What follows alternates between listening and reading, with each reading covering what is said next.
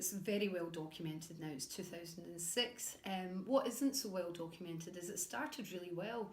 On the first day, Brave Inca won the Champion Hurdle. And we had been betting that horse from the start of the season anti-post. We'd got some great prices along the way. It went off 7-4 favourite in the day. Such was how impressed my dad was with that horse that even our restaurant manager got a touch on it, which was fantastic. So my dad broke his own rule that day. I can remember him cheering. That whole rule of never get too high went out the window in that moment. But as we know, it wasn't to stay that way. The Wednesday went pretty uneventfully, and we got Denman beat, and a favourite didn't make it over the line. Then we hit the Thursday, race 1, the Juicing, and at Reveille we laid 100 grand to 7-1. Obviously it won, and we were already £700,000 behind. It was a cold day. There was a long wait to the last race, but to rub salt into the wound, we took a bet in the last race called Cadoon. And Cadoon returned 50-1. We laid it at 33-1 for £5,000 each way. Again, everyone thought there was not going to be a story in that race. The reporter come up at the end and was saying, oh well, so the last race would have been a bit boring, there won't be much to talk about. I think my dad would have loved for there not to have been a lot to talk about. We headed home from the racecourse at about £1 million down. And to make matters worse, on the way home, clearly the people who robbed us, they weren't racing fans at all, because they'd have realised that we were a bit penniless. So we were heading home, and we unfortunately got boxed in, thankfully, and attacked. Thankfully, none of us were hurt. We all lived to tell the tale, but you wanted our worst day in racing. They don't come much worse than that.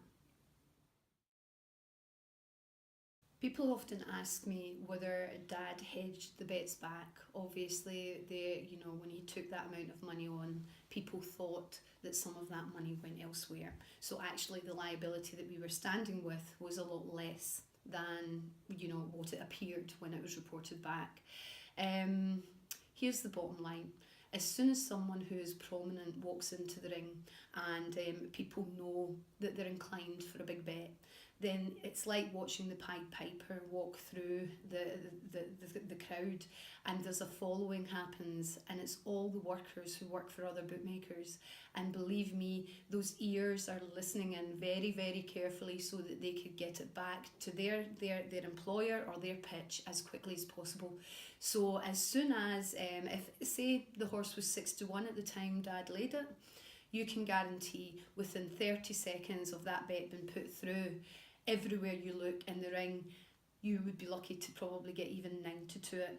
So my dad learned very, very quickly, if he took a bet like that, he was stuck with a bet like that. Dad bought his pitch in 1999. Up until that point, you couldn't actually buy pitches. It was a case of unfortunately having to wait till somebody died or someone retired. And at Cheltenham, the pitch level, the list was so long, the waiting list, that it was looking like Dad would never get to work at Cheltenham. However, as I say, all that changed in 1999 when they allowed bookmakers to actually buy pitches. So Dad had just been through a triple heart bypass, and along with his friend Mark, off they went to this auction. I have to admit, I was a bit upset at the time. He was my dad. I didn't want him going chasing off to buy a pitch, and to create a stress that he didn't need at that particular moment in his time. I was wrong. The bottom line was that it was the best thing that ever happened for him. He absolutely loved Cheltenham. He came alive when he hit that pitch. He couldn't actually believe he was getting to work there. It was a place where he dreamed to go to be a customer, never mind go and actually get to work. So at the auction, he was successful. He got number 2 pick. What that means for people out there who don't understand the picking system, you don't get a specific allocated slot. What you get is you get to choose in what order you choose in. So number 1 gets to choose anywhere within Tatterstalls. Then Dad came after him and he got to choose. And as any good retailer knows, your location, your position is everything. It will affect your turnover. So we still have a number 2 pitch at Cheltenham, where we work next to your employer Simon. Ben, on the big days, he's to my left, and we have John Hughes to the right. It's fantastic company to be in. To steal a quote from the Queen, after our annus horribilis on the Thursday, my dad made the wise decision not to go back to the track, and we headed on up the road a little bit sorer for our experiences back to Scotland. But when we looked at the results that night, we all looked at each other and said, how actually lucky. Maybe the robbers have actually done us a favour. When the jolly Blackjack Ketchum come up that hill for John Joe Neal, and everyone was on it. The roars were unbelievable when we watched it back on the TV. We realised that probably in that one race we'd have lost more than the robbers got the day before. They say that fortune favours the brave, and my dad wasn't hanging about when he got to Cheltenham. He was there to be brave, he was there to be bold. And the first bets that he struck of great significance was Nick Dundee. So he took 2 bets from the same person, 11 to 8, each time for £80,000. As the guy was walking away, my dad shouted over to him, "Do you want it again?" and kept 11 to 8 on his board. Nick Dundee went off 5 to 4 SP, and to all intents and purposes he looked like the winner. He was cruising, then catastrophe struck. Nick Dundee fell third out, and basically 65,000 people in the crowd's hearts were broken. It was first blood to dad. It didn't always work out that way. And to be honest, my dad's bank balance probably fluctuated more than the euro sterling exchange rate at the moment. And all it took was, how long it took to run a couple of miles as a horse.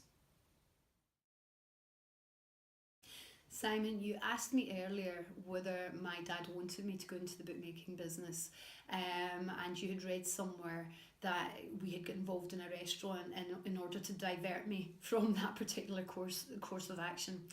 Yeah, you were probably right. He had a view that you could become very penniless very quickly in this game, and he also had a view that I might not be hungry enough for it. My instinct wasn't going to keep that money in my bank account.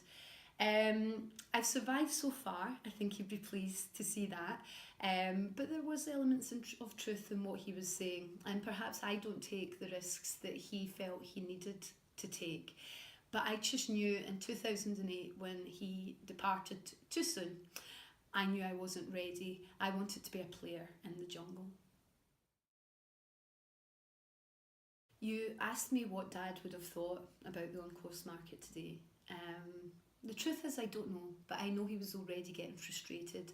Exchanges had come in pre-2008, and one of his biggest frustrations was arbing, where, and for people who don't know what that is, it's where you lay a price that's shorter, and then obviously because if Dad didn't fancy something, he would go a couple of points above potentially that price, so people would want to get on at that price.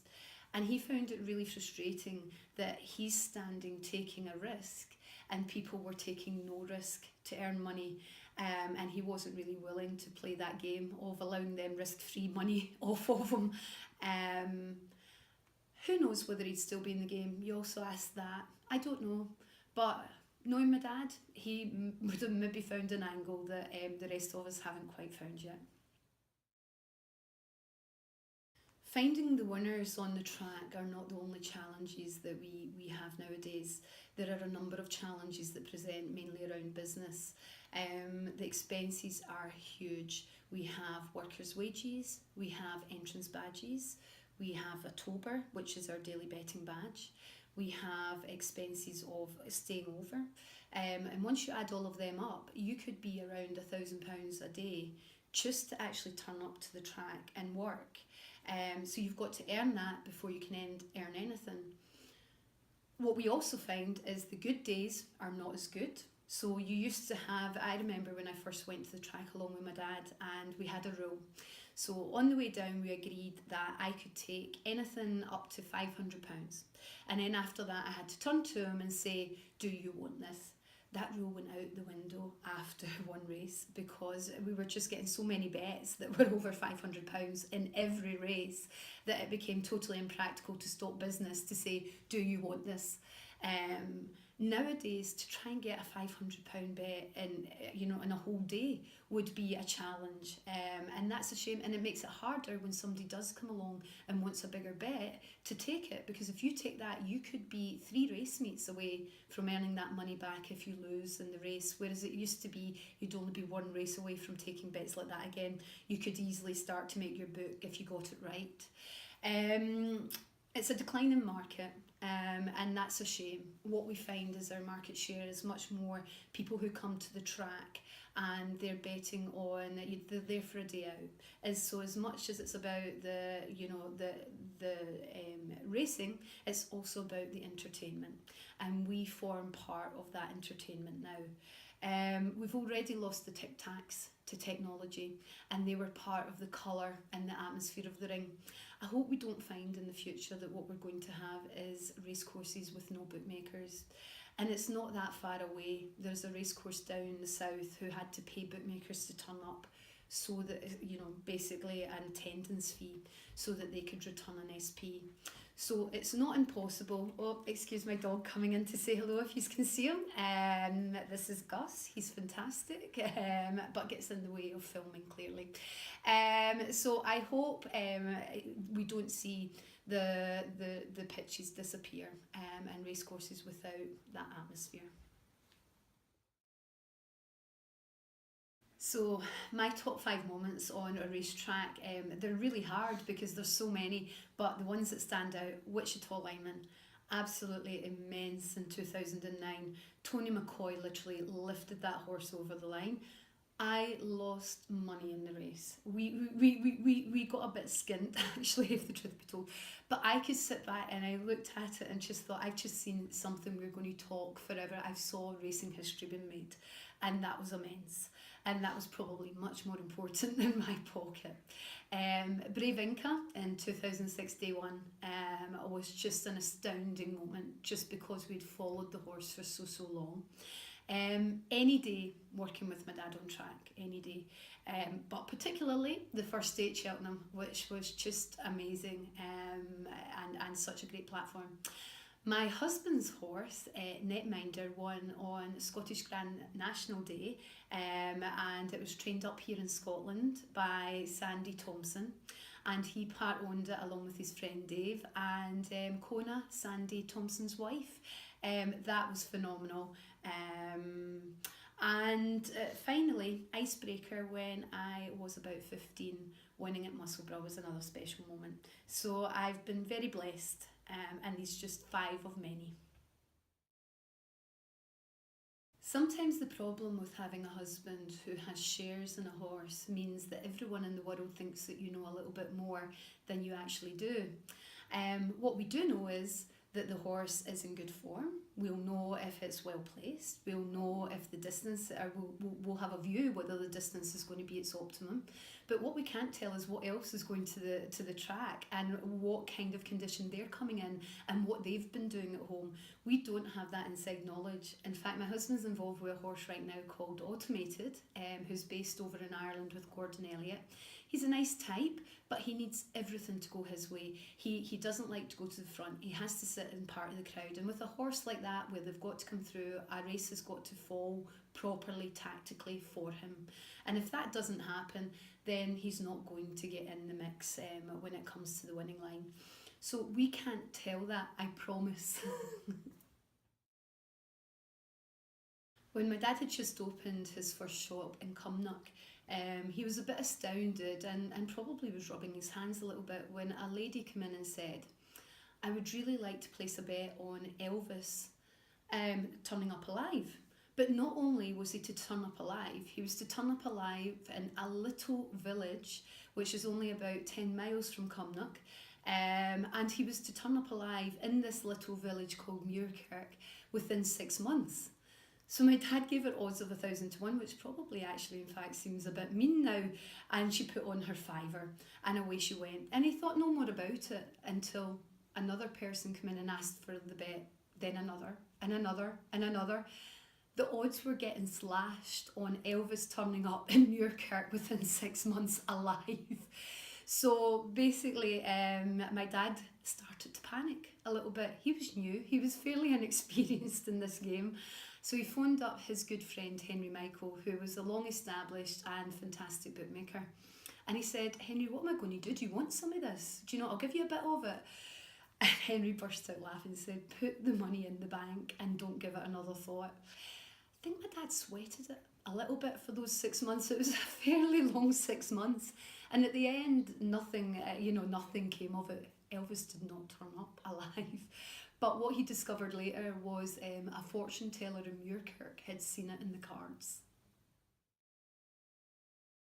There were dog tracks aplenty around our local area when I was growing up, and Dad cut his official teeth there in the mining community of Auchinleck. But before that, he had learned his skill, his knowledge of gambling and holding nerve and instinct at pitch and toss schools. These were a serious business. I know a guy who told me a story recently about how he almost lost his future wife because he put up and lost her engagement ring at the school. So Dad took that instinct and that learning into his official career at the dog tracks, and one night it held him in reasonable stead. The traps opened up, a dog came whizzing out, and my dad immediately turned to the clerk and said, "That's Banjo." Well, actually, I think there was a few sweary words. I mean, my dad's normal sweary word of choice was suffering cats, and if you heard him say that, you knew to run to your bedroom. But I think the words that particular night began with F and various other ones. That aside, the owner of the dog, came up to get paid out at the end. Banjo, who had previously been a cream colour, was now black. And it turned out the local barber had bought in some dye, and it was to colour ladies' hairs, but the colour didn't particularly suit the ladies of Auchinleck. So when that batch wasn't getting used there, it was getting used to turn dogs to various different colours. Dad paid the owner and bided his time. And years down the line, when this person had become a good customer, just one day, out the blue, he just turned to the guy and he says, "And you think I don't know?" And the guy says, "What?" He says, "Banjo." The guy's face turned a suitable shade of red. It was enough said, and a good story to tell. Another dog track story that my dad would tell involved an argument with a customer. At that time, you didn't get a slip where you walked away and you could see what you bet. What you got was a ticket with a number on it, and it was recorded in the book what your bet was. So this particular night, the guy came up to collect with his ticket, his winnings, and the clerk clearly said, "That's not what you bet." An argument ensued, and the guy went away. It was left at that particular night. However, when Dad went back the next time, the guy was walking towards him. In between times, Dad had discovered this guy was just out of prison, and he was thinking the worst. His heart skipped a beat as the guy put his hand into his top pocket. He's thinking, what is he going to do to me? The guy reaches in and pulls out a cigar and comes over to my dad and says, "Freddie, I'm really sorry. I got that wrong the last day." So he survived that particular argument. My dad loved dogs, and there's a brilliant story my mum tells that I didn't know about until a couple of years ago. And apparently there was a dog at the track, and my dad had felt sorry for it because the owner wasn't very happy with it. So my dad brought it home with him. At that time we lived in a council flat. It was 2 bedrooms, it was wee, and we had neighbours all around us, and the walls weren't that thick. And this dog howled and howled and howled. So my dad ended up going down the street and sitting in the middle of the local town square with this dog for 7 hours until the next day came and he could find it a home. He loved the dogs. He was so passionate about them. And even on the day, even though take away those two stories, right up to the day he passed away, he worked on the dog track, not because he could earn that much money there, but because it was his social life, and because it was actually a fundamental passion. As you said, Simon, there was often bagmen came to the track, and by that we mean people who had a fair bit of money in a plastic carrier bag. And this particular day, one of the bagmen found us at Cheltenham. Now, I'm convinced it was a Tesco bag, but there's been some dispute with our team over the years. So, Mr. Bagman, if you're out there, could you maybe confirm, was it a Tesco bag? Anyway, inside this Tesco bag was £20,000. And he came up and asked for it SP on Marlborough. My dad, who would normally say no thank you, because he was 92 on the board, for some reason decided to lay him the SP. The horse won, it was returned 11-2. So £110,000 was duly counted out, and when the guy came to collect, handed over along with his £20,000 stake. The next day we were getting absolutely hammered, and when it got busy, it was really busy, to the point where the whole of the joint would almost topple over. People at the front couldn't get out, people at the back couldn't get in. I had bruises all down my side because people were actually punching me to try and get their money on. It was exciting, it was a buzz. And in amongst this chaos, Tesco man turns back up, and he's standing to the right hand side of my dad. So my dad, even though people were trying to chuck money into his hand, stopped, thinking, I'm going to get a little bit of this money back, I might get the chance to earn it back. So he turned to the guy and said, what can I do for you, son? And the guy said, well, see the money you paid me yesterday? You were a tenner short. My dad looked at him, pretty much lost the plot. The guy went away. There is a lesson in this, people. When you get your winnings from a bookmaker, make sure that you count it in front of them. One gamble that Dad took that was to impact his life more than any other, more than the battles on course, was when at the age of 13 I was going out to swim at night. It was 4 lengths of breaststroke, and he challenged me to hit a specific time. I had been going on about getting a dog, probably by that point for 5 years. He was at the stage he was sick listening to it, because it was a daily thing. It wasn't like weekly. I didn't even, it was daily. Can I please have a dog? So he thought, well, if I tell her this is impossible because it was 4 or 5 seconds off my previous time. She's not going to achieve it, and I'm going to get peace for maybe 6 months because she had her chance. He totally underestimated the power of desire. I wanted that dog so badly, nothing was getting in the way. I went out, I swam my little heart out, I hit the time. My mum had the most horrible journey home because she knew that she was going to have to tell him when he walked in the door that I hit the time, and there was now a dog needed in the family for him to match the bet, or to match the promise that he'd made.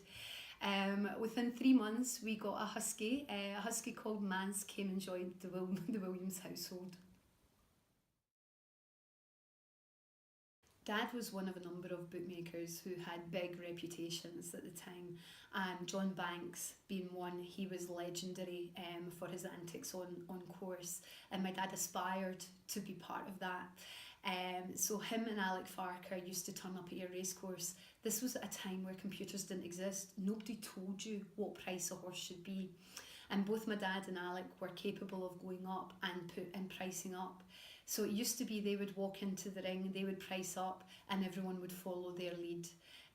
They were exciting times. There's only once that I've ever worked on track where there wasn't a computer system, the internet went down. It was at York. It was great fun. I had prices there, fortunately, that day, was able to price up straight away. And it was back to the old excitement of people looking at each other's boards, people trying to work out what maybe someone else might know. I lost the race, but it's probably the most exciting race I've ever worked for myself.